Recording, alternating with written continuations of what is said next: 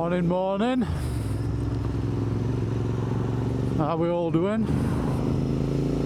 I weren't going to bother this morning. Said it looked like it were going to rain, but as you can see it's not raining yet. But look at those clouds there, look. So I think that might change soon. If it does, I'll get wet. I feel wind going up a little bit, so it's probably on its way. But I shan't be going far. Not been out on bikes for a couple of weeks, so I thought I'd have a little bimble. Anyway, as the thumbnail suggests, insurance, namely bike insurance. Is it a rip-off or is it not a rip-off? Depends how you look at it, I suppose, because we have to have it. We've got no choice but to have it because it's law, it's legislated for. But what can you do to try and reduce it? Now, I've had a very interesting experience this week because the insurance on my bikes is due in September. So as you know, they always get in touch with you about a month before. And anyway, what I did, I went onto internet, as you do, and did a few quotes ahead of time. And I always quote it for like a month before, or a month after, should I say. And it was coming up at like between 500 and 600 quid, and that's for the Honda, for this, and the Tracer, which in grand scheme of things is not too bad.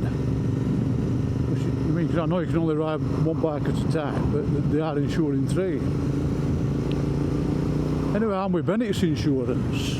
This is not an advert for them, by the way, because I don't advertise. And I've been expecting around about that figure, between 500 and 600 quid. Now, last year, well, altogether, should I say, because I had it on about 4 or 5 weeks ago. It's cost me altogether about 490 quid, or 495, which I was fairly happy with, to be fair. Anyway, I got up on Tuesday morning and there's an email from Bennett saying that my quote's ready, if I'd like to have a look at it. So I opened the email and had a look on the PDF that they'd sent, and sure enough, there's the price. 318 quid for 3 bikes. And I could barely believe that, because I expected at least, like I said, 500-600 quid. So what is all that about? Because there's many times I've had to ring insurance companies up and threaten to leave before they've actually reduced it, which, to be fair, you shouldn't have to be doing, because they're supposed to give you the best price first time, and that was supposed to have been made law a few years ago by the FCA, but they all seem to be ignoring that. I've got a mate that works in the insurance industry. He's got his own insurance brokers down, I think it's Long Eaton way, Nottinghamshire. And he says they're an absolute nightmare. He says they just seem to do what they want. He says FCA tends not to bother with them. He just lets them do what they just let them do what they want. It's a bit like small fry like him. They seem to be on them all the time, which sounds about right, doesn't it? And he has to pay so many thousands a year to be in FCA, and he gets absolutely nothing for it. So, but then that's another story. But yeah, I mean, there's many a time. I mean, I used to be with Hastings Insurance until I know there's been a lot of bad reports about Hastings, but I never had really a problem with them. And up until I lowered the Tracer, then they refused to insure me after that. They said because it was a frame modification that they were going to cancel the policy. So I rang them up and I cancelled it and I moved to Bennett's, who I must admit were very accommodating, and I've had zero problems since. But after saying that, I haven't had to claim yet. So that remains to be seen. So we'll leave that one for a minute. But I mean, it's same as car insurance. Every year I'm with Admiral, and I've been with them for some years. Two cars and the house insurance. And every year they try it on, every year. And last year I actually threatened them with FCA. Now I know these operators that you speak to, they can only read off a script 99% of the time, well 100% of the time. They're told what they can and can't say. But I don't have to read off a script. And there's many a time my wife's come into the kitchen when I've been on phone to them and said, you can't speak to them like that, you know. And I've said, oh, but I can, because I'm absolutely sick of it. And I'm trying to rip us off, because that's all they're doing. Because I'm pretty sure they get paid a bonus for it. If they can get you to pay a bit of it odds, then they get a slice of that. I'm certain of that. I mean, I can't prove it obviously, but I'm convinced that that's what's going on. But yeah, like last year and the year before, it came back at, I think it was about 1,100 quid for 2 cars and a house.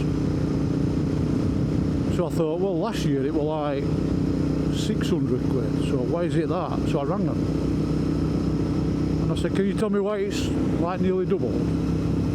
Oh, well, there's this and there's that and these statistics and that's, you know the story. So I said, oh, I'm going to stop you there, just stop. None of these statistics apply to me. I said, so why has it nearly doubled? And they just can't answer you. So I just said, well, I'll tell you what then, cancel them, all 3. Oh, just a minute, we'll just have another look at it. 2 minutes later, they knocked 500 quid off. 500 quid. Not 50 quid, 500 quid. That's significant. And that's exactly what I mean by the insurance rip-off that I've used in the wording on the thumbnail. Because it is a rip-off. They think they can just charge you what they want, and a lot of people leave it on auto renew and they forget about it and it just goes onto the card. But I never have auto renew on. I always know when my insurances are going to be due, and I start looking round then, and so you've got some bullets to shoot at them. But it's absolutely ridiculous. It really is. I mean, like when Luke first passed his test, his car test that is, that ran about 10 years ago now, he's 28. I think he passed it when he was 18. I said, right, I'll buy you a car and you sort insurance out. So he said, yeah, fair enough. So we started looking at, normal stuff, what new passers have, like, like your Corsas and little Fiestas and stuff like that, just small cars. And anyway, we picked one, and I can't remember what it were now, but it was about £2,000. I said, right, I'll buy you that. I said, but before we do anything else, I'll get onto insurance for you. And I thought, I'll deal with it, seeing as he's not, he's never done it before. He don't know what he's doing. So I'll do it. So I rang Admiral up. And oh no, sorry, I didn't. I went onto the website and I got some quotes. And it was like, let's say it were a Corsa. It was like £2,000 plus for insurance. I thought, why is it that much for a £2,000 car? So anyway, I tried a few other places, a few other sites, and they were as bad, if not worse. I think one were about £8,000, which is never going to happen. And anyway, in the end, because I've been with Admiral, like I said, for a few years,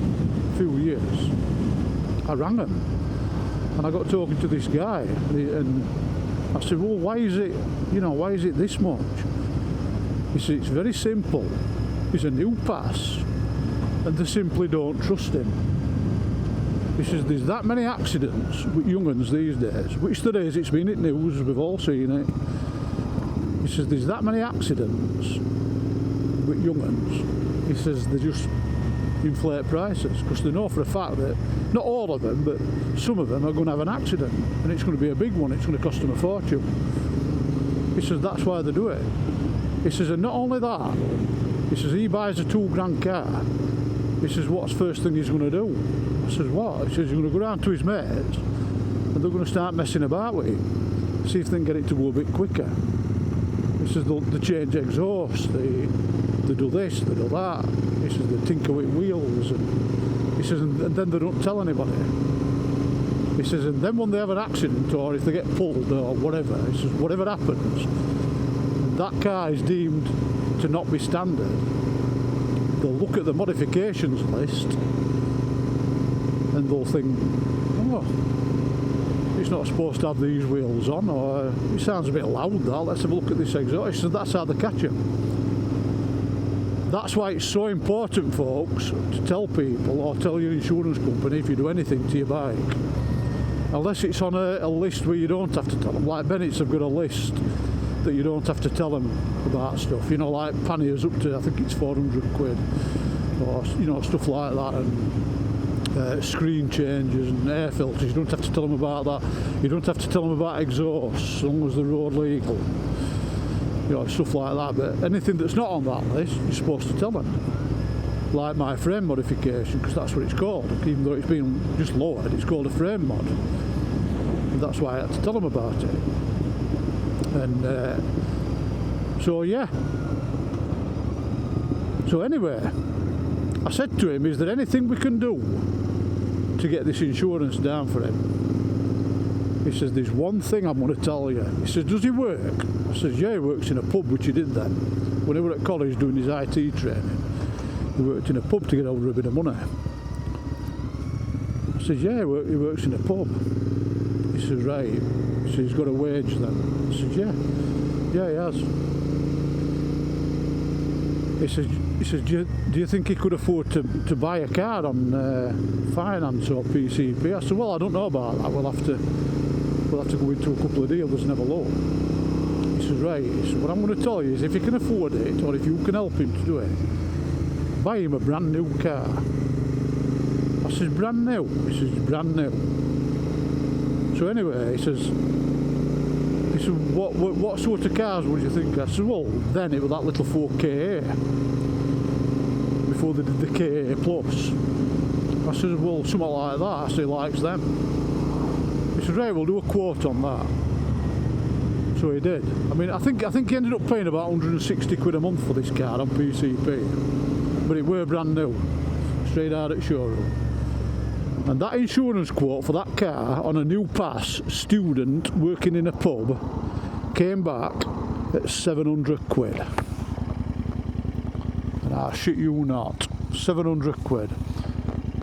Now, I'm not saying it'll be like that these days, because it might not be, but I could not believe it.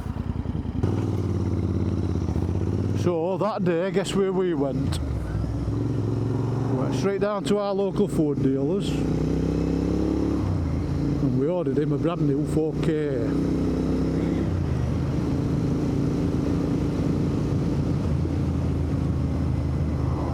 And I thought that was just unbelievable.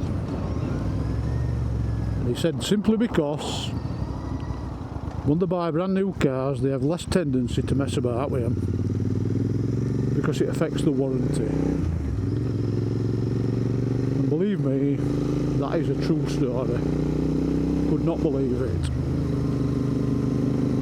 And then when he passed his bike test, which was 2 or 3 years ago now, I was with Hastings then, as I said, so I rang them up for him, and he was buying an MT-07 brand new from Paget's. So I rang him up, I said, right, he's passed his test, can we insure him? He said, yeah, no problem, let's do a few quotes. Went through all normal stuff that you've got to go through, and he said, yeah, here we are. I think it was about 1,100 quid. But when I told him, he nearly passed out. And I said, is there anything that we can do, you know, to get it down? Can we put me on it? He says, you can do whatever you want. He says, but it'll not go down. Same story again, they don't trust him. He's got no history. They don't know what he's going to do. He might go out that day and have an accident. He could kill somebody. It's going to cost him a fortune. He says the best thing he can do is just swallow that money. He says, tell him to pay it. He says, and I'll pretty much guarantee you next year that it'll go down. I says, well, okay then. Anyway, he paid it.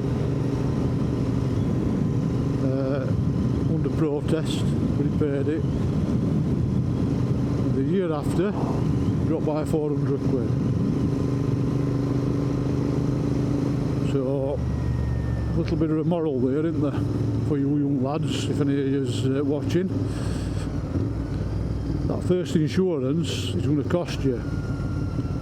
But after that, if you behave yourselves, don't get involved in whatever your mates are doing and whatever, and be sensible and don't get nicked for speeding and don't crash, then your insurance will drop. I'm not saying all young uns ride like that, by the way, because I know they don't, but from what I've seen lately, the majority do. And then it's in news, you know, so and so's been killed and this has happened, that's happened, and oh yeah, unfortunately, if you live by the sword, you're going to die by the sword, aren't you? I mean, I've got nearly 40 years no claims bonus on my cars, and they still try it on with me, you know, but I just tell them straight, no way am I paying that. Well, I'm sorry, but that's what it is. We've got all this happening, and there's all these thefts, there's all these accidents, and but none of that's affected me, so why try and get me to pay for it? It's not going to happen, I'm afraid.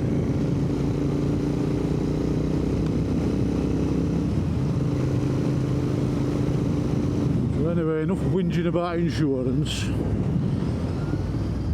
Let's enjoy this quick ride.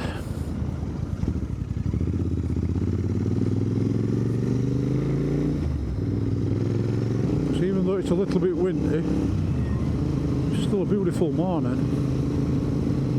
I don't know what the temperature is because I didn't look. Probably about 16 or 17, maybe a bit higher.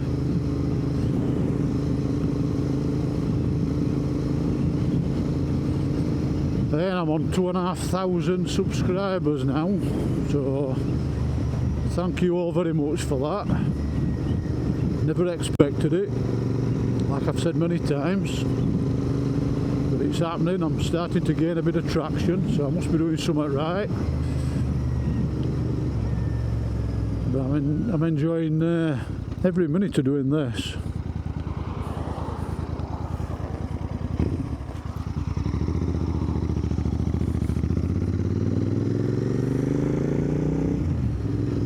Yeah, I have never ridden as much as what I have this year. That's mainly thanks to this.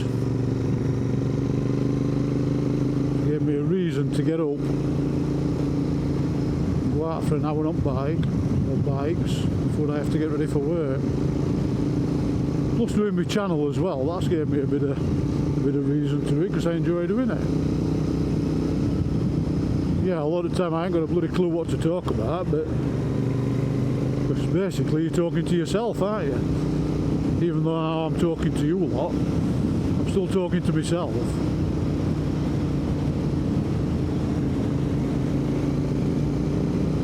First sign of madness, that, you know, talking to yourself.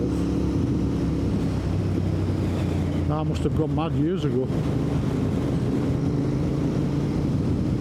Right, it's windy on here. Bloody hell, fire. Thrashed about a bit.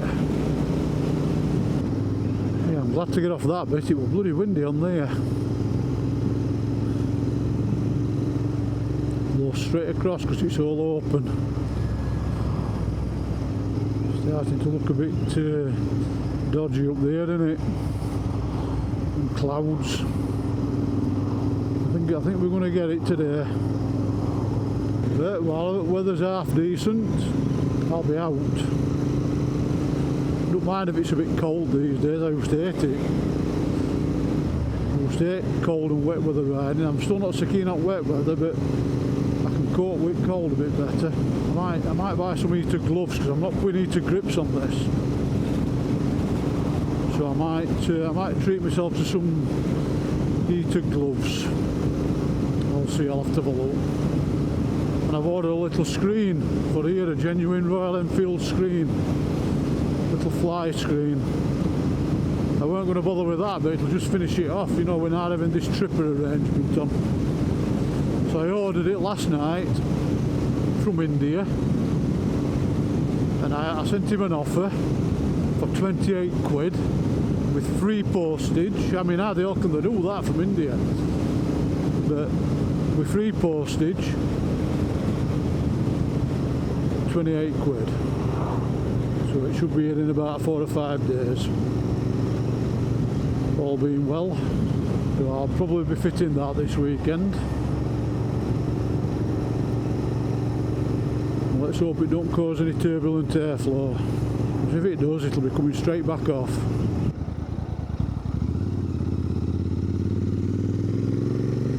Let's nip down here.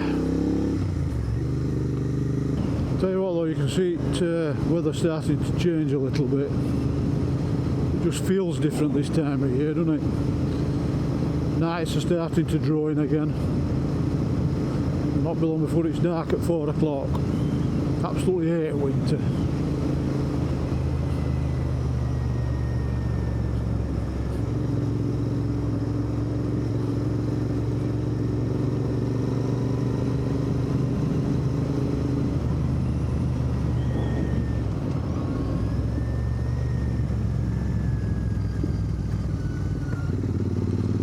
Bumpy on that corner.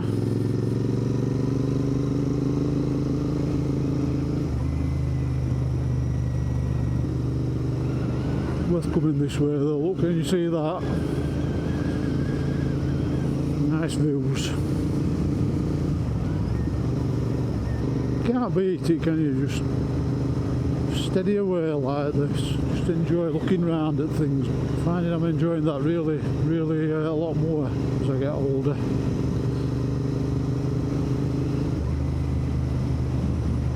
mean, I've had this channel since I think it was 2012. I've not really done much with it apart from odd upload. And when I bought this Interceptor, I started uploading in earnest. Enjoyed it ever since. Yeah, like I mentioned it past video editing stage used to get me a few times, still does sometimes, but I'm getting better at that. The amount of videos I've watched, tutorials on that, is unbelievable. Then I started playing with sound, which is actually worse than video, believe it or not, or harder than video.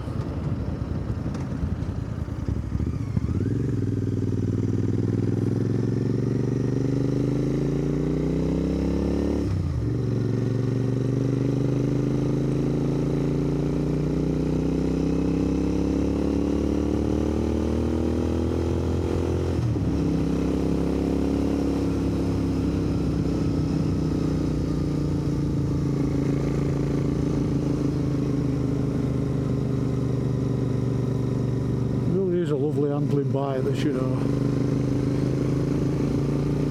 I keep hearing stories about a 750 version coming out. I keep seeing spy shots in India.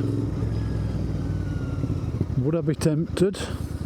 I don't know, you know, because I'm quite happy with this. I mean, I built my channel on this. This is where I get most of my views. I don't do it just for that, by the way. It's not about that. It started off as a record just for me, like I've mentioned many times, and for Luke. It has built my channel up this. If I had room, I'd just get another one. Just whatever I'm working, I can afford to do it. I don't think it'd please the wife though. I still keep looking at that classic 350. So I really do like the look of that. Now I know it's not fast. It's not about speed, is it? As you all know, it's not about speed for me. And you certainly won't be able to go fast on a classic 350. Maybe one day I'll get one. I was going to have a test ride on one at Appleyards until he said, well, there's a £1,000 excess waiver that you've got to sign. I thought, I don't fancy that. There's no in my look, I won't bloody drop it. So I thought, well, that seems a bit much to me, a bit too much of a risk. Now, I don't know if all dealers do that, because to be honest with you, I've never... Is there a car coming? I've never, I think he's turned off. I've never test rode a motorbike, so I don't know if that's the norm. But I thought that were a wee bit too much.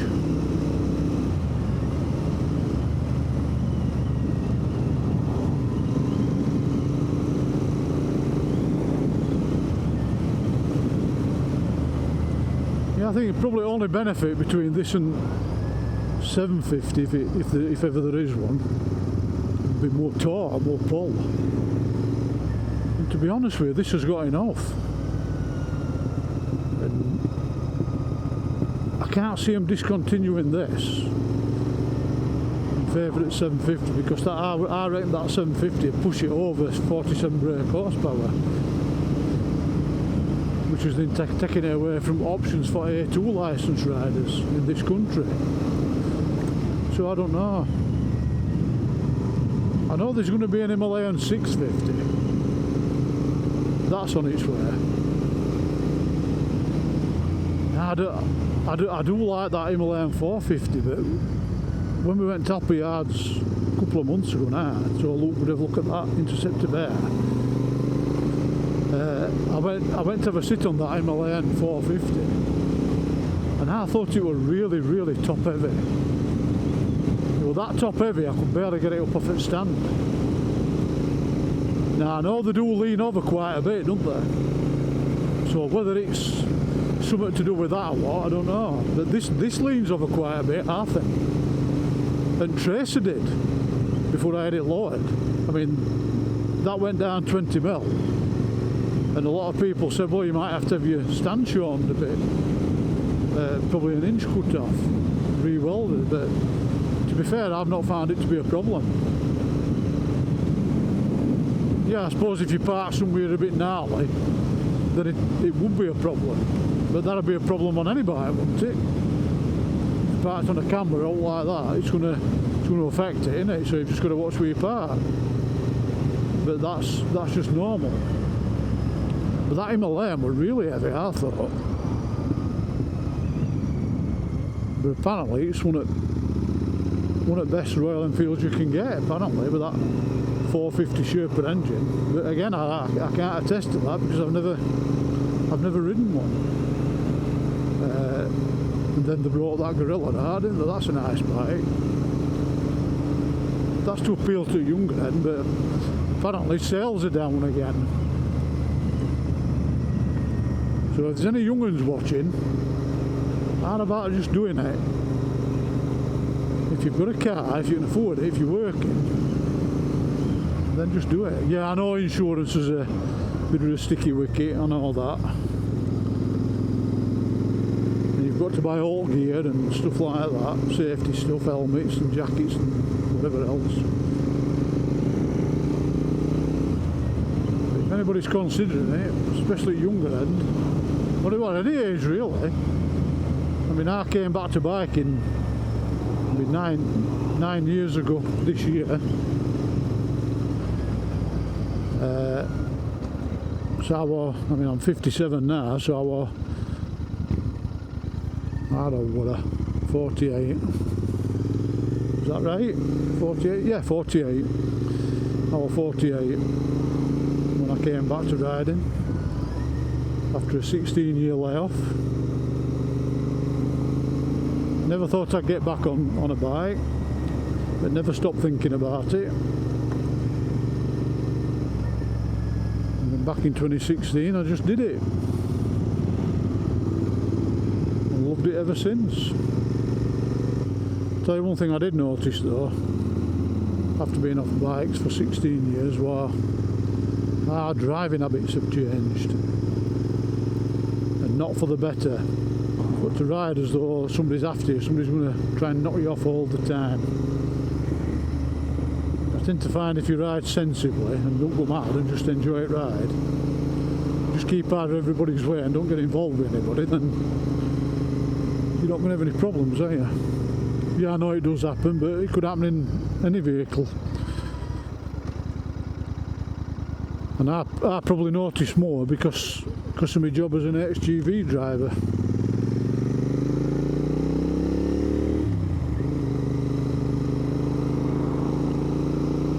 He's bimbling about a bit in this, isn't he? He's worse than me, but each to his own. Who am I to tell somebody else how to drive? I'll start heading back for coffee and a bit of breakfast when I get in, I think. Then we'll get ready to get back to that grindstone. So anyway, thank you for joining me on this ride, listening to me whinging and moaning. But I'm not being whinging and moaning really. At least I don't think I do. Other people might think that, but I don't think that. So yeah, I'll get back home, get bike put away, get my gear taken off. Might do a bit of editing on this before I go to work. And I shall see you next time. Thank you very much.